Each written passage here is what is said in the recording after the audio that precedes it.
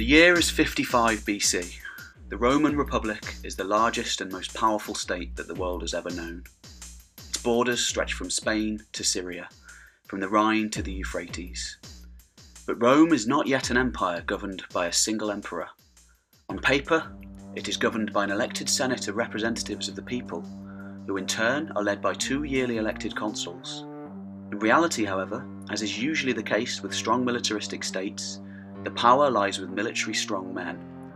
At this time, the first triumvirate of Julius Caesar, Pompey, and Marcus Licinius Crassus, who had formed a strong military alliance to split power and to challenge the authority of the Senate. A triple alliance aimed at maintaining balance and with the specific aim of not allowing Rome to fall again under the sway of a single tyrant like Marius or Sulla, both fairly brutal dictators who had ruled very recently. The first triumvirate were the celebrities of their day, the likes of Julius Caesar and Pompey the Great, both famed military rulers who were loved by the men of their legions and also in turn by the notoriously patriotic plebeians who made up the vast majority of Rome's population at this point. Marcus Licinius Crassus, however, was cut from a different kind of clay. He was a businessman first, and whilst he justifiably had earned the reputation of being the wealthiest living Roman, and by extension, possibly the richest human who had ever lived by this point, he wasn't particularly popular with the people. He had amassed his fortune through pretty dubious means as an unscrupulous businessman, making his fortune by buying up wooden buildings damaged by fire, then having his own private firefighter army put out the flames and replace the wood with stone to sell on for a huge profit. Although Crassus had served in the military for 10 years, as to even hold office in Rome it was mandatory for someone to have done so, he was still regarded as a bit of a military failure. This is despite fighting alongside the tyrant Sulla, and even back in 71 BC, defeating the famous gladiator general Spartacus once and for all, although Pompey had appeared after the battle to round up the survivors and naturally take all the credit for it. We have to remember that Rome at this time was a martial society. Status and military power meant everything, and Crassus, now 60 years old, was determined to once and for all prove himself as the strong military ruler he was convinced that he was. So it was, in the year 55 BC, in line with the politics of the day, Crassus was granted a consulship and Syria as his province to govern. Syria was an immensely wealthy part of the empire at this time, having been populated by civilised people for thousands of years, rather than the more warlike Gauls and Germans of northern Europe who Caesar was busy battling with. Syria had many well-established cities, a strong infrastructure, and a bustling economy with which to work. Not content to sit on his wealth any longer, and desperate to prove himself as the able-bodied military commander he was convinced that he was, in 53 BC, Crassus marched out beyond the frontier into the Syrian desert, at the head of a mighty army consisting of 7 legions, as many as 40,000 to 50,000 fighting men, who were supported by an elite cadre of Gallic cavalry, led by Crassus's son Publius, who had previously served under Caesar in Gaul. Their destination? Parthia. The Parthians were the spiritual successors to the First Persian Empire. You know, the ones from 300 who waged war with the Greeks and had giants. And like their predecessors, the Parthians were immensely powerful.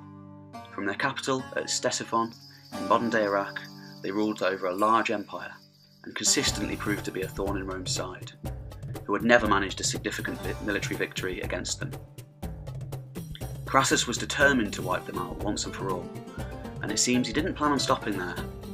The sources suggest that, like most high-ranking Romans at the time, Crassus had an obsession with Alexander the Great, the famous Macedonian general centuries earlier, who had carved out the largest empire the world had ever known up to that point. And Crassus wished to surpass Alexander by marching into India, and even beyond to what the Romans called the Outer Sea, the land we know now as China. Word travelled quickly of the Roman advance. After all, they weren't exactly being subtle, marching directly in a straight line as they were towards the Parthian capital. The Armenian king, Artavasdes II, who was a vassal to Rome at the time, offered his assistance if Crassus would only advance through Armenian lands. Crassus instead decided on the shortest route directly to the capital, across the Mesopotamian desert. This decision has been widely criticised by contemporaries and historians alike. But in all fairness to Crassus, I feel his thinking was that he could get straight to the capital before the Parthians could do anything about it. This being a time of uneasy peace with Rome, the Parthians were not expecting an invasion, and it would take time to assemble a large standing army.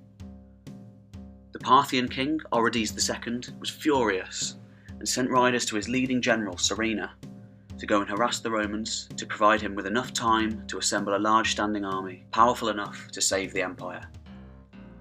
Before long, a force of horse archers had amassed under Serena in order to combat the invasion. As the Romans made their way through the desert towards the town of Carrhae, scout reports began to filter back to Crassus of Serena's presence ahead. He was pleased to hear that Serena's force was much smaller than his own, totaling just 9,000 horse archers and 1,000 heavily armoured shock cavalry known as cataphracts. Crassus was confident of his superiority at this point. Within the conventional armies of the time which Rome had faced over the last several centuries, projectile weapons hadn't really been a decisive factor, not playing nearly as much of a role as close quarters combat and conventional cavalry. Crassus's general Cassius suggested forming into a long line so they could not be flanked by the Parthian horsemen. Initially, Crassus seems to have agreed, but soon decided instead to form up into a hollow square, a seemingly impregnable defensive formation which sacrificed mobility for defensive capability.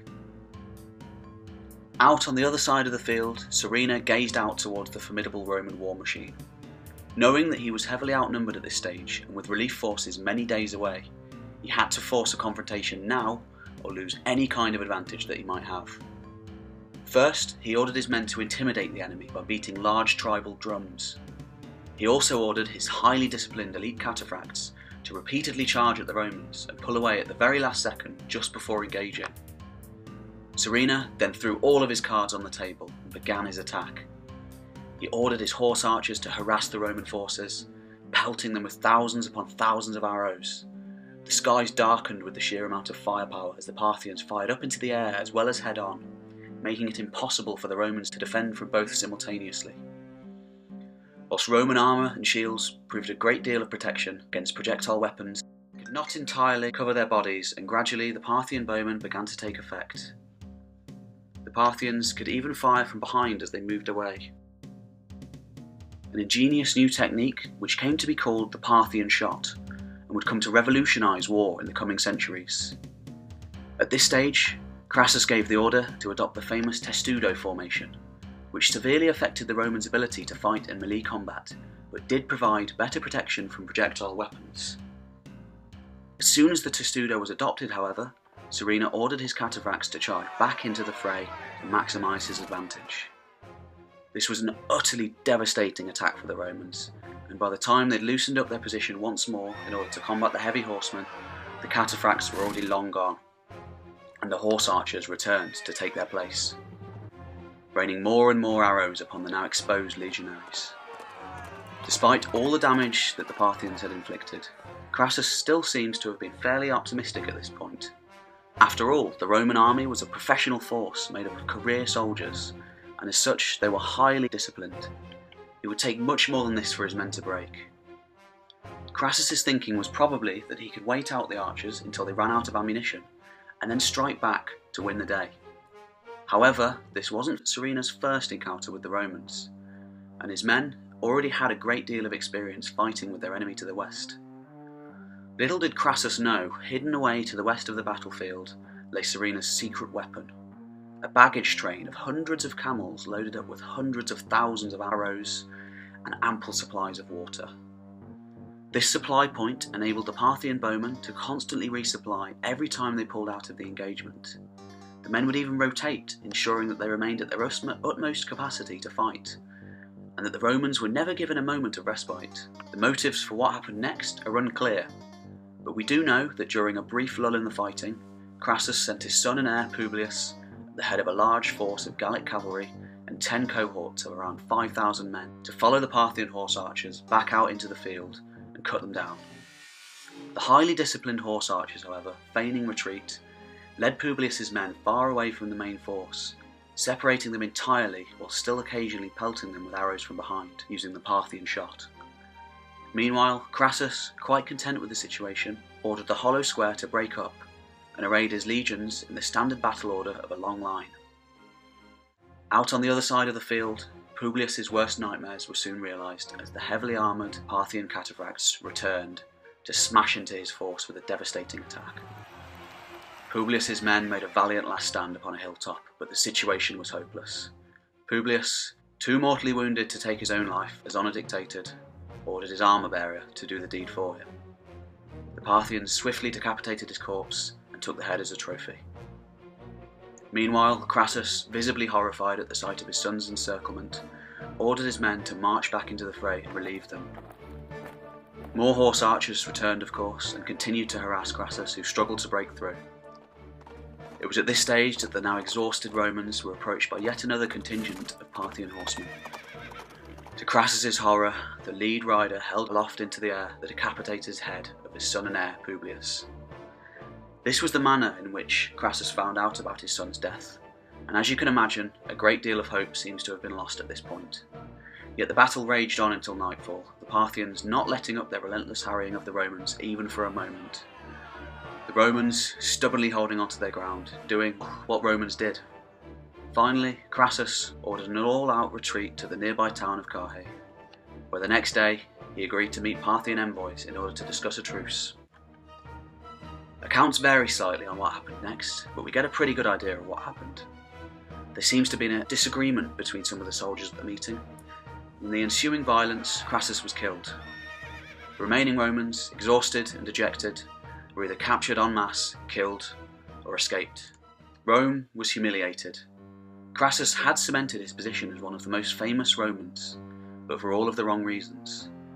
Carrhae was to be known as one of Rome's worst military defeats ever, ranking up there with the likes of the Teutoburg Forest against the Germans in 9 AD and Cannae against Hannibal in 216 BC. As many as 20,000 legionaries had been killed and 10,000 captured, in addition to the loss of several legionary eagles, a huge loss for Rome.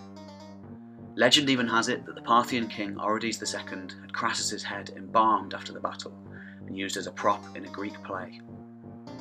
Whether this is true or not is debatable, but we do know that Carrhae was a huge propaganda victory for the Parthians, who had justifiably earned a reputation as being the one type of army which Rome could not defeat. A myth which was never really dispelled, despite a fair few future Roman victories against the Parthians. Indeed, the legacy of mounted horse archers would reappear many more times upon the gates of Europe in the future, in the form of the Huns, the Arabs, the Turks, and possibly most famously the Mongols. Not since Hannibal had crossed the Alps, back in the 3rd century BC, and humiliated the Romans during the Second Punic War, had been such a defeat, and all for the personal glory of one man. Crassus's death and the dissolution of the First Triumvirate added to a period of existing political instability, which eventually led to a civil war, the overthrow of the Republic by Julius Caesar, and the establishment of the office of a single emperor, who would hold all the power in the empire until the fall of Rome some 4 centuries later. But what of the victorious young general, Serena, who aged just 30 against all the odds had saved his homeland and defeated the most powerful state the world had ever known, without even needing the standing army being raised by his king? Well, as often happens in history, he proved to be a bit too popular for his own good. Orodes II, not wanting to deal with any sort of threat to his own supremacy, made sure that Serena didn't survive the year. The borders between the two empires fluctuated and shifted several times over the next few centuries, with neither side fully being able to best the other. The Parthians remained as Rome's ever-vigilant adversary.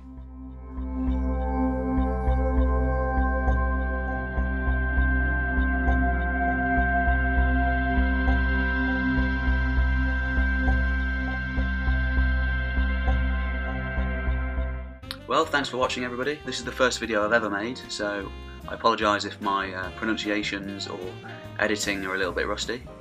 But I hope you've enjoyed it. Please like and comment if you did, and subscribe for much more in the future.